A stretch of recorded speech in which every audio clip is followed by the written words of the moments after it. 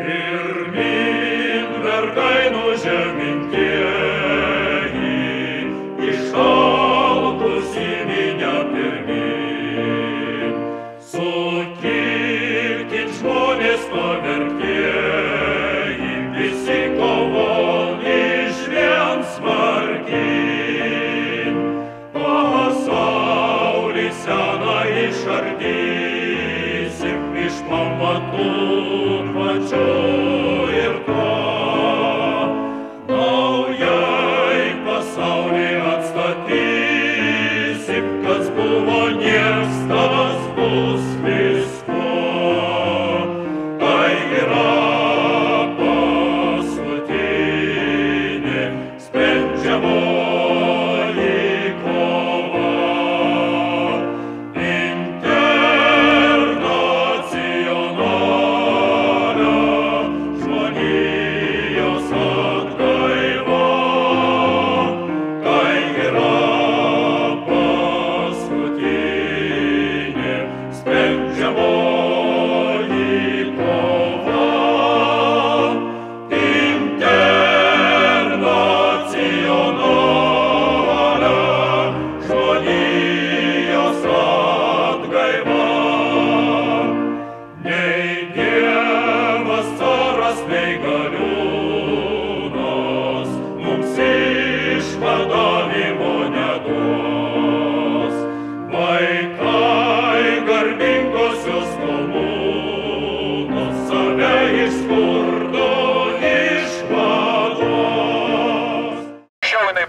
Dabar tai jau yra daugiausiai kovos už išgyvenimą diena.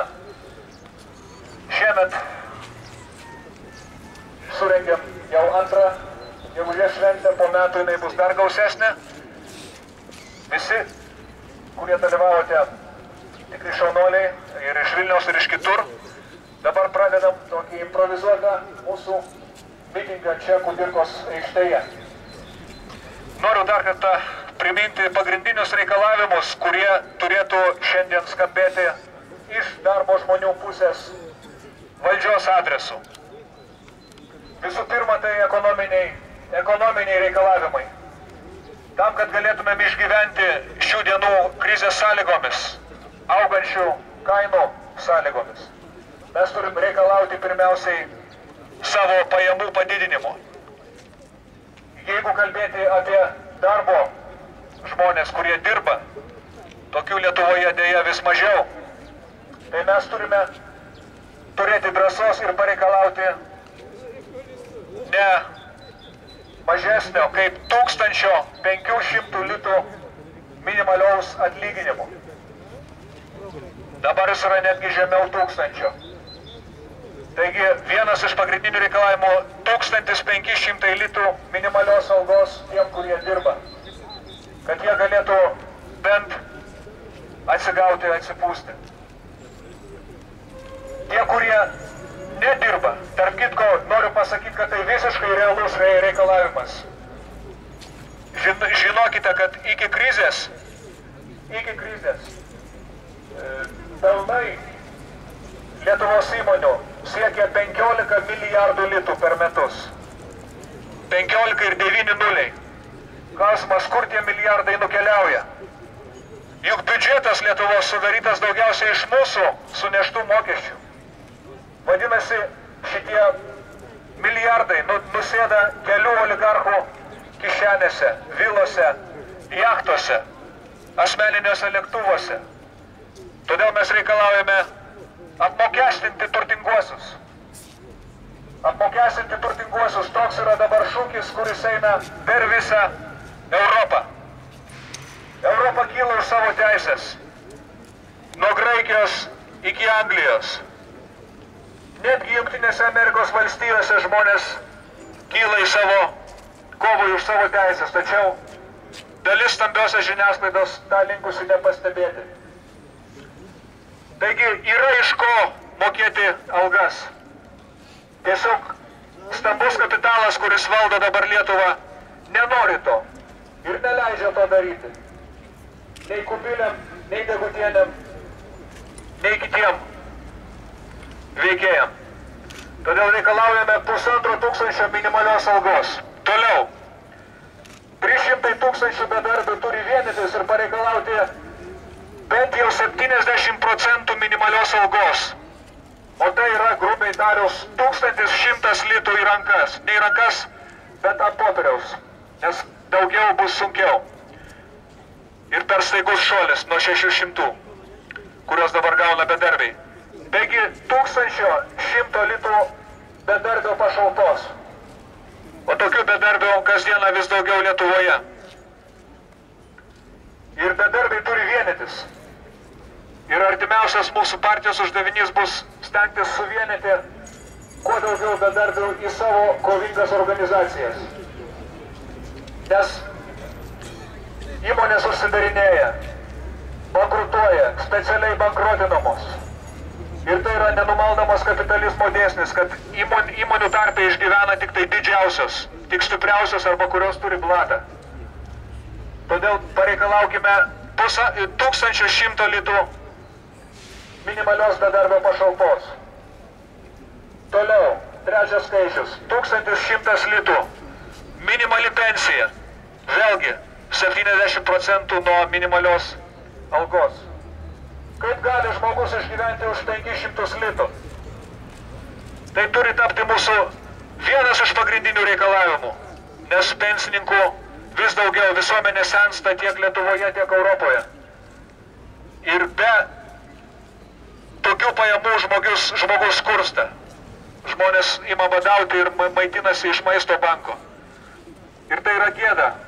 Lietuvos nepriklausomybės 20-mečio gėda, kad vyksta totalinis liaudies genocidas. Taigi 1100 litų minimalios pensijos ir neįgaliųjų pašalpos. Lygiai tas pats tinka neįgaliesiems, kuriems yra ir vaistai, ir kitos išlaidos. Bet kad visą tą pareikalautume, mes turim būti gausūs, vieningi ir kovingi. Todėl junkitės į socialistinį liaudies frontą. Kartu mes būsime stiprus. Be abejo, šiandien skambėjo ir kiti mūsų reikalavimai. Reguliuoti maisto kainas, pagrindinių maisto produktų, pagrindinių paslaugų kainas, tokių kaip šildymas. Nes tai irgi kerta per mūsų visų kišenes. Yra daug kitų reikalavimų, jeigu kalbėti apie užsienio politiką, tai likviduoti NATO kaip agresyvų imperialistinį bloką, kuris virto elementariu fašizmu. Kas leido NATO okupuoti Libiją? Kodėl jie neokupuoja Sirijos, kur vyksta tas pats? Kodėl jie neokupuoja Jemeno, kur vyksta tas pats? Kodėl jie neokupuoja daugybės Afrikos šalių, kur vyksta vidinės kovos ir dar kur daugelį šalių krūva feodalizmo liekanų? Ogi todėl, kad yra nafta. Yra pagrindinė vertybė vadinamųjų demokratijų. Nafta, nafta ir dar kartą nafta. Doleriai. Naftos doleriai. Ir jeigu jie be jokių skrupulų gali okupuoti Libiją, lygiai tą patį jie gali padaryti su Baltarusija. Ar mums reikia, kad mums bombarduotų greta mūsų esančią Gardiną, Minską, kitus Baltarusijos miestus? Tai yra visiškai realu, žinant, kad visuomenė sparčiai fašizuojasi, draudžia net ir nuomonės laisvę, kaip jūs žinote. Todėl noriu baigti savo kalbą, savo pasisakymą kvietimu gausinti mūsų gretas, jungtis, kadangi darbo žmonės neturi kito ginklo, pabrėžiu, mes neturim kito ginklo apsiginti nuo kapitalo diktatūros, kaip tik tai mūsų eilių gausumą. Mūsų eilių gausumas ir yra pagrindinis tikslas ir ginklas, kad galėtumėm pakelti daugiau žmonių, kad jie galėtų apsiginti nuo kapitalo atakų prieš mus. Juk sumažino pensijas be jokių skrupulų, sumažino algas ir taip toliau. Todėl, kad mūsų dar nedaug, vieningų. Todėl jungimės į socialistinį liaudies frontą. Jungimės į šitą partiją. Kovokime už savo teisės. Ir kartu mes nugalėsime. Dabar keletą žmonių norėjau kalbėti, kas norėtų po manęs. Planuota buvo Birutė, paskui Jaunutis kalbės. Birutė Dipšienė, nenuilstama kovotoja, mokytoja iš Šiaulių ir Pakruojo rajono.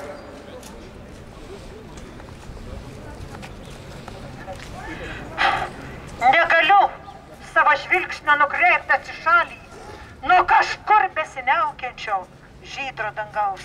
Ir sakau, žemės iškėlė žiupsnelį, pagaliau nežudyk žmogaus. Mėly žmonės, atvažiavau tokį kelią, moterys, perduoti motinų linkėjimus visom Vilnietėm. Iš Šiaulių, iš Pakruojo motinų, būkite dingos, auginate sūnus, bet atidavėt į žmogžudžių rankas. Jūsų sūnus paliko tėvynę išvaryti į tremtį. Kodėl negali rasti darbo čia? Mūsų vaikai turi ginti savo tėvynę. Aš ne prieš Lenkus, aš ne prieš Rusus. Visi paduokim rankas ir kovokim prieš oligarchus, prieš mūsų tėvynę Lietuvą. Ir Lenkui, ir Rusui, ir Lietuviai šiandien Vilnius yra sostinė Lietuvos. Mėly žmonės, junkimės. Bravo!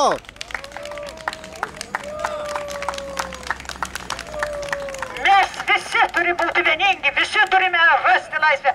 Mes visi žmonės, galiu pabučiuoti ir Lenką, ir Žydą, ir Lietuvį, ir Rusą. Visi esame didingi Lietuvos žmonės už pergalę, už žmonių teises. Dar ką noriu pasakyti, žmonės, pažiūrėkit, kas daro su teisėsauga. Tu paimsi netyčia ar buteliuką, kokį nukritus ant žemės, tave teis, sakys, tu pavogiai, tu tą milijonus, kurį nuteisė milijonierių teisėjas, kurį nuteisė, milijonus mūsų išnešė. Pažiūrėkit tą pačią Degutienę, jinai didžiuojasi, kad jie vaikai didžiuojasi, kad tokias aukštumas pasiekė. Ką padarė jos vaikai, ką jinai pati padarė, užšoko ant bangos. Šiandien socializmas visam pasaulyje ant bangos. Bijo jie socializmo, bijo jie socialistinio fronto. Ir dar vieną dalyką noriu paklausti, va, žiūrėkit, šaukia Paleckis, Paleckis, Paleckis, Leninas. Aš noriu paklausti, kur Lenino turtai, kur Lenino rūmai. O šiandien mūsų Seimūnų, kiek rūmų, kiek pilių. Pasižiūrėkit, to paties jūsų Zuoko čia Vilniuje. Aš pati Vilnietė, aš neatsiėmiau tėvo namų, nes mačiau, kad ten gyvena žmonės. Tikrai neatsiėmiau, man nereikia tūkstančių, man nereikia milijonų, man reikia laisvos Lietuvos, už laisvą Lietuvą, prieš smurtinę teisėsaugą. Pirmyn!